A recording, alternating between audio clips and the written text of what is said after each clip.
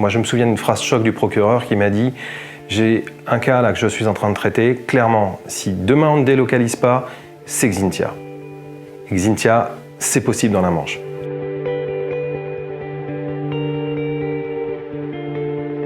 Ça fait des années maintenant que les journalistes de Ouest France, dans la Manche notamment, s'intéressent au sujet de la montée des eaux, et notamment à chaque grande marée, qui est souvent accompagnée d'une tempête. Et donc nous intervenons pour gérer l'actualité. Depuis une dizaine d'années et Xynthia, la tempête Xynthia qui avait fortement frappé la Vendée, les choses se sont accélérées et notamment il y a eu une prise de conscience des pouvoirs publics. Donc on a voulu s'intéresser en fait à ce sujet, poser les choses, jeter un coup d'œil dans le rétroviseur et vraiment faire une enquête très détaillée sur ce qu'est la montée des eaux dans la Manche. On se réunit avec les journalistes concernés. L'idée c'est, à un moment donné, vers quoi on veut aller. C'est quoi le constat aujourd'hui? Quel témoignage on veut avoir? Quel reportage on veut avoir? Puisqu'il faut du terrain, il faut qu'on entende les gens, qu'on entende aussi les élus, qu'on entende les pouvoirs publics. Et puis, c'est quoi l'avenir? L'idée de l'enquête, elle remonte à pas tout à fait un an, quand on a commencé à en discuter, de poser les choses.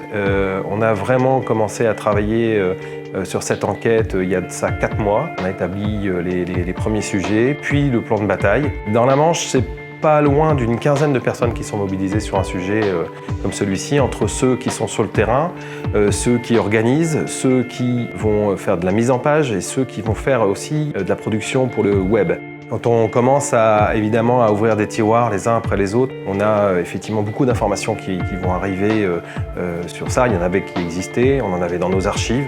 On a aussi travaillé avec les archives départementales de la Manche pour retrouver d'anciennes photos. Donc il a fallu qu'on fasse aussi ce travail de recueil d'informations, de tri, pour hiérarchiser aussi ces informations. Donc c'est un gros travail, sans oublier qu'à côté, il y a un journal à faire tous les jours et une actualité à traiter. Donc c'est du temps à côté du temps qu'il a fallu s'accorder avec des priorités. Clairement, cette enquête, c'est une priorité des rédactions manchoises. Ça a ouvert des portes, ça a délié des langues. Et ça nous a permis aussi d'avancer sur certains sujets, puisque les pouvoirs publics, depuis une dizaine d'années, travaillent en fait maintenant sur la montée des eaux. Et donc l'avantage de cette enquête, c'est qu'elle rassemble une masse d'informations assez conséquente que nous, on a voulu résumer et hiérarchiser pour que, en l'espace de 8 volets, le lecteur, l'internaute puisse comprendre le mieux possible en fait ce que représente la montée des eaux dans la Manche et ce qu'elle représentera par la suite. Il y a 18 000 bâtiments dans la Manche qui à terme vont devoir en fait être relocalisés. Même s'il y a des mesures d'urgence qui sont prises évidemment pour empêcher la mer d'avancer trop vite, il y a une vraie prise de conscience qui est relativement récente, mais elle est vraiment là et il y a quand même des solutions et il y a de l'avenir quand même en bord de mer.